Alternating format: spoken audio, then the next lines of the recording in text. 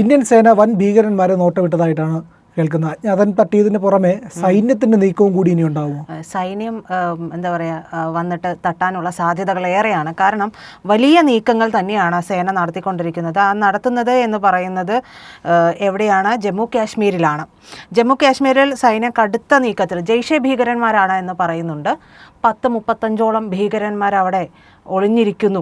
ഇവരുടെയൊക്കെ തലയ്ക്ക് വിലയിട്ടിട്ടുണ്ട്, ഈ പനമാരുടെയൊക്കെ തലയ്ക്ക് വിലയിട്ടിട്ടുണ്ട് സൈന്യം. അതിൻ്റെ കൂടെ തന്നെയാണ് സൈന്യം ഇത്രയും വലിയൊരു മാസ് ഓപ്പറേഷൻ നടത്താനായിട്ടുള്ള നീക്കത്തിൽ പോകുന്നത്. ഇപ്പോൾ അതായത് ഈ ഡിസംബർ 21 മുതൽ ജനുവരി 31 വരെ കാശ്മീരിൽ ചില്ലൈക്കലാൻ എന്ന് പറയുന്ന അതികഠിനമായ തണുപ്പ് സീസണാണ് ആരംഭിച്ചിരിക്കുക. അപ്പോൾ ഈ ഭീകരന്മാരൊക്കെയും അവരുടെ ഷെൽട്ടറിൽ കയറി പുതച്ചു മൂടിയൊക്കെ ഇരിക്കാനുള്ള സാധ്യതകളുണ്ട്. ഇപ്പോൾ വലിയ രീതിയിൽ അവർ എന്തെങ്കിലും ഒരു അറ്റാക്കിന് ഇറങ്ങാനുള്ള സാധ്യതകളില്ല. അപ്പോൾ ഇപ്പോൾ ഇവരെവിടെയാണോ ഉള്ളത് ആ ഉള്ള സ്ഥലത്ത് അവർ പതുങ്ങിയിരിക്കാൻ തന്നെയാണ് സാധ്യത. ഇപ്പോൾ പുറത്തേക്ക് ഇറങ്ങി കൂടുതൽ മൂവ്മെൻറ്റ് നടത്താനുള്ള നീക്കമൊന്നും അവരുണ്ടാകില്ല. അപ്പോൾ ഈ സമയം കേന്ദ്രീകരിച്ച് ഇവന്മാരെ പിടിക്കുക, തീർക്കുക എന്നുള്ളത് തന്നെയാണ് സൈന്യം ലക്ഷ്യമിട്ടിരിക്കുന്നത്. അപ്പോഴാണ് നമുക്ക് രഹസ്യാന്വേഷണ വിഭാഗത്തിൻ്റെ ഒരു റിപ്പോർട്ട് വരുന്നത്. ഏതാണ്ട് 35ഓളം ഭീകരന്മാർ ഇത്തരത്തിൽ ജമ്മു കാശ്മീരിൽ ഉണ്ട്. അപ്പോൾ കൂടുതലായിട്ട് ജെയ്ഷെ ഭീകരന്മാരാണുള്ളത് എന്ന് പറയുന്നു. അപ്പോൾ ഇവർക്കൊക്കെ തലയ്ക്ക് വിലയിട്ടിരിക്കുന്നത് എന്താണെന്ന് വെച്ചിട്ടുണ്ടെങ്കിൽ ഈ സാധാരണക്കാരെ അവിടുത്തെ പ്രദേശവാസികളുടെ ഒരു സഹായമില്ലാതെ ഈ നിലവിലെ ഒരു അവസ്ഥയിൽ അവർക്ക് മുന്നോട്ട് പോകാനായിട്ട് സാധിക്കില്ലല്ലോ. അപ്പോൾ അങ്ങനെയുള്ള ആരെങ്കിലും വിവരം തരികയാണെങ്കിൽ, ഇപ്പോൾ ശത്രുവിനെ പിടിച്ചു വെച്ചിട്ടും ഒന്നും അറിയാത്തതുപോലെ വിവരം കൊടുക്കാൻ നമ്മൾ ഈ സിനിമകളിലൊക്കെ കാണുന്നത് പോലെ അങ്ങനെയുള്ള ഒരു മൂവിനാണോ സൈന്യം ശ്രമിക്കുന്നത് എന്നുള്ളത് ചിന്തിക്കേണ്ടതുണ്ട്. എന്തായാലും ഇപ്പോൾ പറയുന്നത് കിഷ്ത്വാറിലെ പാഡർ എന്ന് പറയുന്ന സബ് ഡിവിഷനിൽ ഒരു പ്രത്യേക ഓപ്പറേഷൻ തന്നെ നടത്തിക്കൊണ്ടിരിക്കുകയാണ് സൈന്യം. അവിടെ മുദ്ദാസിർ, റിയാസ് എന്ന് പറയുന്ന ഉൾപ്പെടെയുള്ള ഭീകരന്മാരുണ്ട്. ഈ 2 പേരാണ് അവരുടെ തലവന്മാരായിട്ടുള്ളത്. അപ്പോൾ അവരുടെ നേതൃത്വത്തിൽ ഒളിച്ചിരിക്കുന്ന ഭീകരന്മാർ, ഇവരുടെ തലയ്ക്ക് ഇട്ടിരിക്കുന്ന വില 10 ലക്ഷമാണ്.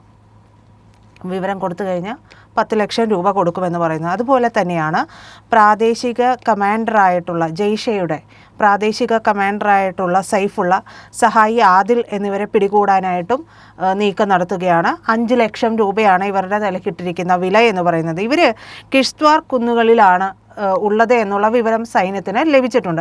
അതനുസരിച്ചിട്ടാണ് നീങ്ങുന്നത്. കൂടാതെ ദോഡ കുന്നുകളിലുള്ള തീവ്രവാദികളെ നിർവീര്യമാക്കാനുള്ള പ്രവർത്തനങ്ങളുമൊക്കെ സൈന്യം നടത്തിക്കൊണ്ടിരിക്കുകയാണ്. അപ്പോൾ കിഷ്ത്വാറിലെ ചത്രോ സബ് ഡിവിഷനിലെ ഗ്രാമങ്ങളിൽ നിന്ന് സൈന്യം ഭീകരവിരുദ്ധ പ്രവർത്തനം തുടങ്ങിയിട്ടുള്ളത് ആ ഭാഗത്തു നിന്നാണ് തുടങ്ങിയത്.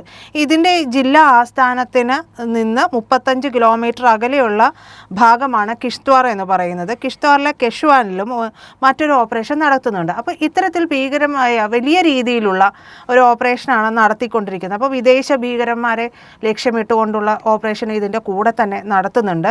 അതിൽ ടാർഗറ്റഡ് ഓപ്പറേഷൻസ് എന്ന് പറയുന്ന ഒരു നീക്കമാണ് നടത്തുന്നത്. അപ്പോൾ കഴിഞ്ഞ കുറച്ച് മാസങ്ങളായിട്ട് ജമ്മു മേഖലയിൽ പ്രത്യേകിച്ച് പൂഞ്ച്, രജൌറി, കിഷ്ത്വാർ ഈ ഭാഗങ്ങളെല്ലാം തന്നെ വിദേശ ഭീകരരുടെ സാന്നിധ്യം വർദ്ധിച്ചതായിട്ടുള്ള റിപ്പോർട്ടുകൾ സൈന്യത്തിന് കിട്ടിയിട്ടുണ്ട്. അപ്പോൾ ജനവാസ കേന്ദ്രങ്ങളിലൊക്കെ ഒളിച്ചിരിക്കാതെ മേഖലകളിൽ കേന്ദ്രീകരിച്ച് പ്രവർത്തിക്കുന്ന ഈ ഭീകരർ കണ്ടെത്താനായിട്ട് ഹൈ ആൾട്ടിറ്റ്യൂഡ് ക്യാമ്പിംഗ് നടത്തുന്നത്. അതായത് സൈനികർ മലമുകളിൽ തമ്പടിച്ചുകൊണ്ട് ഭീകരരുടെ സപ്ലൈ ലൈനുകളൊക്കെ, അതായത് ഭക്ഷണം, മരുന്ന് ഇങ്ങനെയുള്ള കാര്യങ്ങൾക്കൊക്കെ എത്തുന്ന വഴി തടയുന്ന ഒരു രീതിയിലേക്ക് പോകുന്നുണ്ട്. സ്വാഭാവികമായും ചെയ്തു വരുന്ന രീതികളാണ്. പക്ഷേ ഈ ഒരു സമയം അതായത് ഈ സമയം എന്ന് പറയുന്നത് നമ്മൾ പറയുന്നത് ചില്ലൈക്കലാൻ എന്ന് പറയുന്നത് പൊതുവെ ആ ഭാഗങ്ങളിൽ അതികഠിനമായ മഞ്ഞുവീഴ്ചയും കാര്യങ്ങളും തണുപ്പും ഒക്കെ ഉള്ളതുകൊണ്ട് ആരും പുറത്തേക്ക് ഇറങ്ങാതിരിക്കുന്നത് കൊണ്ട് ഇവരെ ആ സ്ഥലം എവിടെയാണ്, അവരുടെ സ്പോട്ട് എവിടെയാണ് അവിടെ ചെന്ന് തീർക്കാനുള്ള ഒരു നീക്കത്തിലേക്ക് പോകുന്നതുകൊണ്ട് ഇത് കുറച്ചുകൂടി വേഗം വെച്ചിട്ടുണ്ട് ഈ പ്രവർത്തികൾക്ക് എന്നാണ് പറയുന്നത്.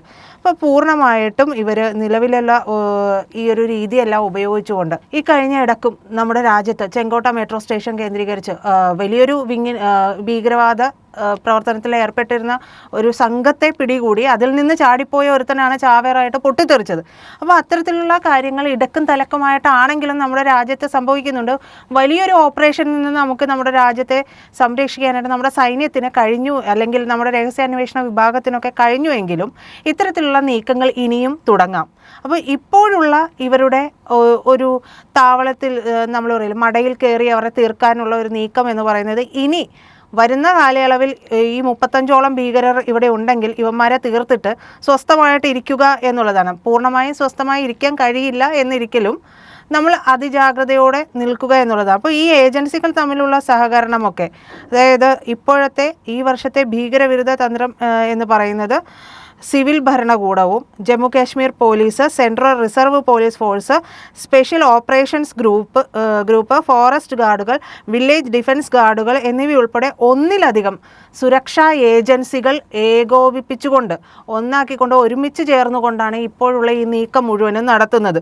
അപ്പോൾ ഈ ഏജൻസികൾ തമ്മിലുള്ള ഒരു സഹകരണം എന്ന് പറയുന്നത് തടസ്സമില്ലാതെ ഇൻ്റലിജൻസിൽ നിന്ന് ലഭിച്ചിട്ടുള്ള വിവരങ്ങളൊക്കെ പങ്കിട്ടുകൊണ്ട് കൂടുതലായിട്ടുള്ള പ്രവർത്തനങ്ങളിലേക്ക് പോകാനും ആഴത്തിൽ ഇറങ്ങിച്ചേരാൻ, അതായത് തദ്ദേശീയപരമായിട്ട് പ്രാദേശികപരമായിട്ടുള്ള നീക്കങ്ങൾ നടത്താനൊക്കെ ഇവരുടെയൊക്കെ സഹായത്തോടുകൂടി ഈ വില്ലേജ് ഗൈഡൻസിലേക്കൊക്കെ പോകുമ്പോൾ അവിടെയുള്ള ആളുകളിൽ നിന്ന് വിവരങ്ങൾ ശേഖരിക്കാനൊക്കെ എളുപ്പത്തിൽ സാധിക്കും എന്നുള്ളത് കൊണ്ടാണ് ഇത്തരത്തിലുള്ളൊരു നീക്കം നടത്തുന്നത് എന്നാണ് മനസ്സിലാക്കാൻ കഴിയുന്നത്. അപ്പോൾ തീവ്രവാദ നീക്കങ്ങളുടെയും ഒളിത്താവളങ്ങളുടെയൊക്കെ കൃത്യമായിട്ടുള്ളൊരു ഡാറ്റ ഇതിനകം തന്നെ സേനയ്ക്ക് കിട്ടിയെന്ന് കൂടി പറയുന്നുണ്ട്.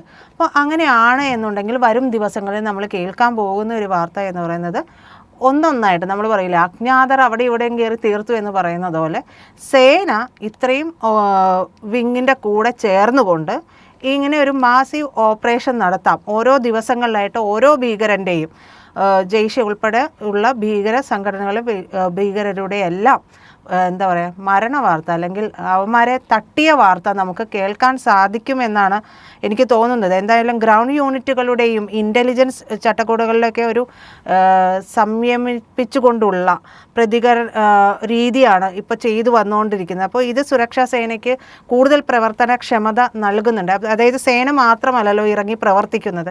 ഇപ്പോൾ വില്ലേജ് ഗൈഡൻസ് ഉൾപ്പെടെയുള്ള കാര്യങ്ങൾ വരുമ്പോഴേക്കും അവിടുത്തെ ആ സ്ഥലവാസിയുടെ സഹായം കൂടി സേനയ്ക്ക് കിട്ടും, ലോക്കൽസിൻ്റെ സഹായം കൂടി കിട്ടും. ഇപ്പോൾ പൂർണ്ണമായിട്ടും ഭീകരരോട് ചേർന്ന് നിൽക്കുന്നവരെ നമുക്ക് അവിടെ കാണാൻ കഴിയില്ല. കാരണം അവർ ഒരിക്കൽ അനുഭവിച്ചതാണ് സ്വാതന്ത്ര്യം എന്താണ്, അവർക്ക് എങ്ങനെയെല്ലാം സമാധാനത്തോടെ ജീവിക്കാൻ കഴിയുമെന്നുള്ളത്. അപ്പോൾ പണ്ട് എന്ന് പറയുമ്പോൾ അവിടെ വലിയ രീതിയിൽ ഭീകരരെ സംരക്ഷിക്കുന്ന ആളുകളും ഉണ്ടായിട്ടുണ്ട്. അതുകൊണ്ട് അവരുടെ പൂർണ്ണമായിട്ടുള്ള പിന്തുണയും കിട്ടിയിട്ടുണ്ട്. ഇപ്പോൾ പെഹൽഗാം അറ്റാക്കിനും പറയപ്പെടുന്നുണ്ട് അവിടെയുള്ള പ്രാദേശികപരമായിട്ടുള്ള സംരക്ഷണം കിട്ടിയിട്ടുണ്ട് എന്ന് പറയുന്നുണ്ട്. ഇതുപോലെ പ്രാദേശിക സംരക്ഷണം കിട്ടിയിട്ടുള്ള കുറച്ചുപേരെ ഈ കഴിഞ്ഞ ആഴ്ച അറസ്റ്റ് ചെയ്തിട്ടുണ്ടായിരുന്നു ജമ്മു കാശ്മീർ പോലീസ്. അപ്പോൾ അവരുമായി ബന്ധപ്പെട്ടുള്ള കുറ്റപത്രം സമർപ്പിക്കുകയൊക്കെ ചെയ്തതാണ്. അപ്പോൾ പൂർണ്ണമായിട്ടും ഈ വരുന്ന ദിവസങ്ങളിൽ ഈ 35 ഭീകരന്മാരുടെയും തലയെടുത്ത വാർത്തയായിരിക്കാം വരുന്നത്.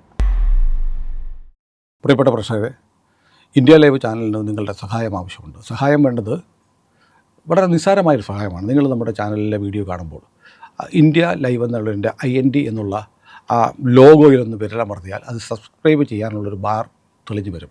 അതിലൊന്ന് വിരലമർത്തി നമ്മുടെ ചാനൽ സബ്സ്ക്രൈബ് ചെയ്ത് ആ ബെൽ ബട്ടൺ കൂടി ഒന്ന് അമർത്തണം. ദയവായി നിങ്ങളുടെ സഹായം ഇന്ത്യ ലൈവിന് തുടർന്നും ഉണ്ടാവണമെന്ന് അഭ്യർത്ഥിക്കുന്നു.